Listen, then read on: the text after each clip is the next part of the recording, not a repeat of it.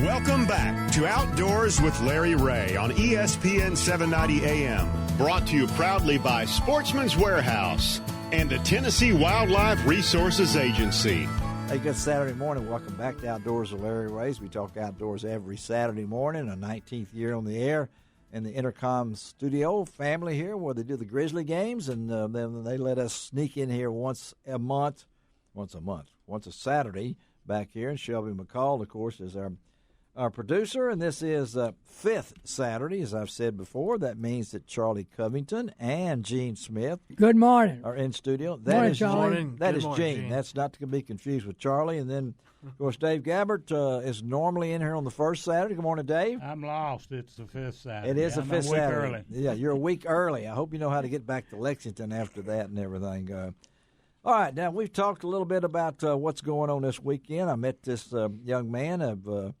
I've known his name for a long time. Had a chance to visit with him at the Southeastern Outdoor Press Association down in Oxford. That's Mississippi, not England. Recently, back in October, and he has a true love of the outdoors, and it's always good to see some young person involved in the outdoors because we have a lot of old graybeards out What did he there. look at you for, Charlie? I did not look at Charlie like that. Just Well, I shaved this morning. Yeah, he did. That's normal. All right. But John David Santi is in the studio with us, and good morning. Good morning, Mr. Larry. Are you ready? I'm ready. Let's talk. Let's All right, talk. Let's Yeah. talk. Tell our listeners out there, all five of them, exactly that's just your family, but your love of the outdoors. Where'd that start? Yes, sir. So I guess my first meeting with you came a while back. A while back. I think I was maybe in third grade, and Mr. Larry came down to a hunting camp, I guess, outside of Holly Springs, yes. and I think he was doing an interview for the newspaper That's here right. in Memphis. And, Yeah, you were a young folk. I was a young folk and just so happened to be there, and he interviewed me, and I think it was opening day of rifle season in Mississippi. Yeah, and, that's right. Yeah. I was an excited youngster then, probably. Are you excited now? Probably more so now than then. Yeah. But you had your family is you come from? Yes, sir. So I grew up with in a family that just loved the outdoors and introduced me to it at a super young age. And it really instilled a passion in me to kind of make it my career and work towards that and through college and you went to Ole Miss and what'd you major in? Majored in integrated marketing and communications at Ole Miss. Okay, and that prepared you for, was your plan to do what you're doing right now? Yeah, so I guess kind of early on in high school and college, best friend of mine, McLean McGuire, a fellow Memphian. Yeah. We started a company called Team Renegade Outdoors. Team Renegade, okay. We did quite a bit of... How old were you then? We were seniors in high school. Yeah, then. okay. Yeah. At 18 years old, you started your own company, Renegade Outdoors. Yeah, so McLean and I, we traveled around the Southeast and then the country, I guess, kind of on into college, creating outdoor media for different brands and outfitters and so on and so forth. And, it kind of gave us a step hold into the industry to continue what we love. So that's kind of how I got back introduced to you through CIOPA. Through CIOPA, yeah. You were honored by CIOPA. I was. So I guess my sophomore year of college, I was on the internet doing some research and just so happened to stumble upon the Southeastern Outdoor Press Association and saw that they had a scholarship available for the Stu Tenney Scholarship Award, the which Lindsay is Sale Tenney Award. Yes, sir. Yeah, that's a pretty good honor to get that because you weren't the only one that probably submitted for that scholarship. I don't think so, but it's been a true blessing to to be in the CIOPA family. It's it's a family of outdoor communicators that are just like extremely willing to pass down their knowledge. And you're willing to learn. Absolutely. I guess a kind of a cool story here recently with the CIOPA family. I got back from duck hunting last night, and I had a package in the mail, and my girlfriend was like, "Hey, you got this package in the mail," and it said media mail, and I was like, I wonder what this could be. And I opened it up, and Mr. Jim Spencer, yes, fellow Arkansas guy across the river, he yes. had sent me a couple books on turkey hunting and duck hunting here in the Mid-South, so that was kind of cool. It's very cool. Jim Spencer, of course, knows a little bit about turkey hunting. He's a true legend, that's for sure. And not only in his mind, but all of our minds and everything. So I know that to do that, but at 22, right? 24. I'm almost 25. Yes, sir. Almost 25.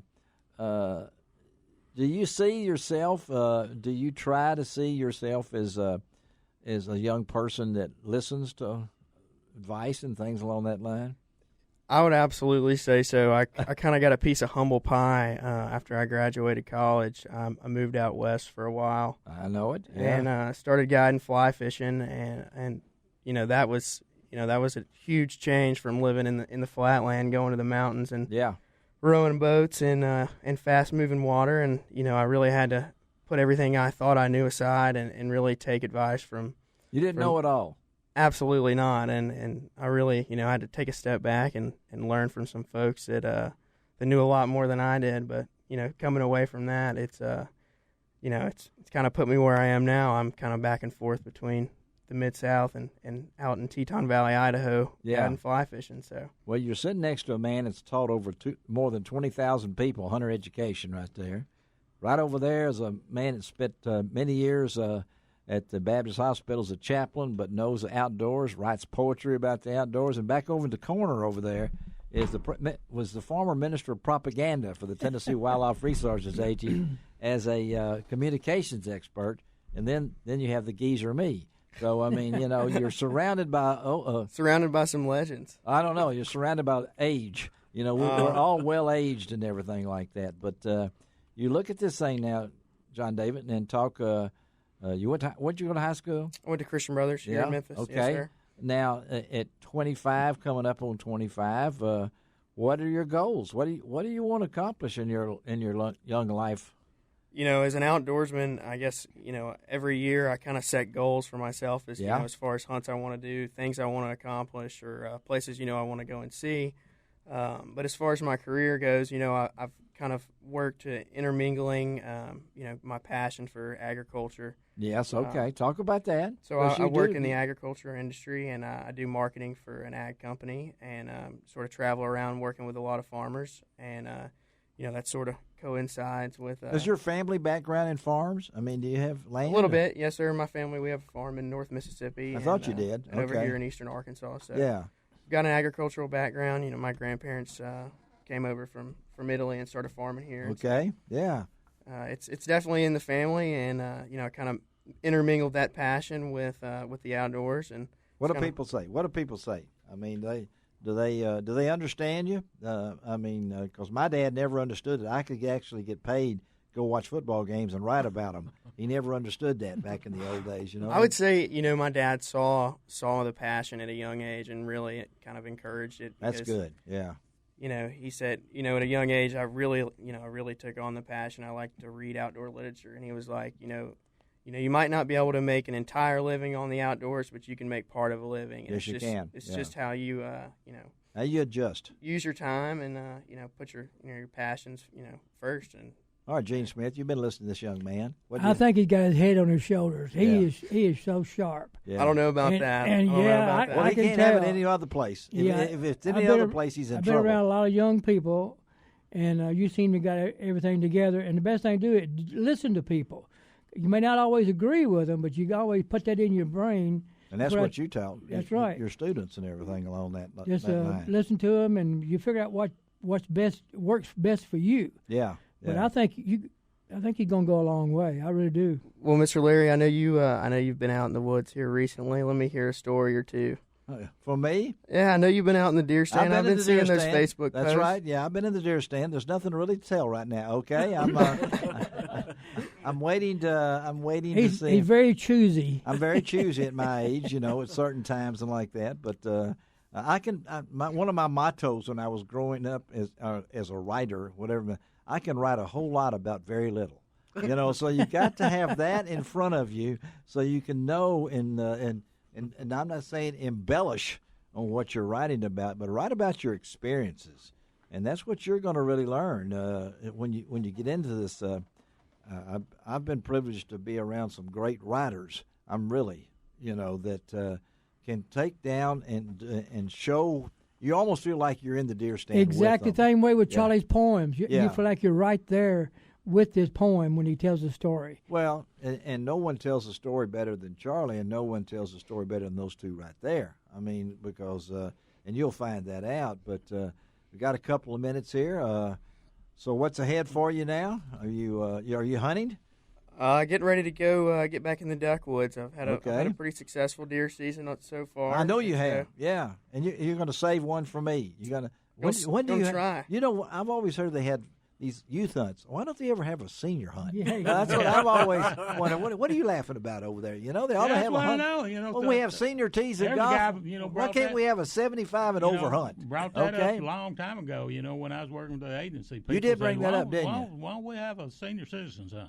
Well, I'd go for that. I don't. You don't have to be. I know I'm mentally impaired, but I don't. Physically, I'm okay for my. But age. you know what I found the secret to riding? What? One of them big things. Tell John David. Once you get past it was a dark and stormy night, you usually got it made. Hey, buddy, we're looking forward to maybe having you on the show a little bit regular. Yes, you sir. Sit in with us and give us a youthful slant to Outdoors with Larry Ray. I think absolutely. I think you got the capabilities, as Gene said, but keep your head on straight and your eyes focused, and everything will work out for you. Yes, sir. Well, I really appreciate you having me on today, and all you gentlemen for welcoming me into the studio, and I hope to be back soon. We're going to get you back, okay? Yes, sir. Well, good luck to everyone out there this weekend, and have a great weekend. And be safe. Be safe, absolutely. Right. There it is. John David Santi, thank you for being with us. We're going to take a break. We're going to switch up to Real Foot. We got the cornbread man himself, Johnny Warren from Honky Tonk Guide Service. I love the name of his guide service, He's going to tell us what the ducks look like in Real Foot.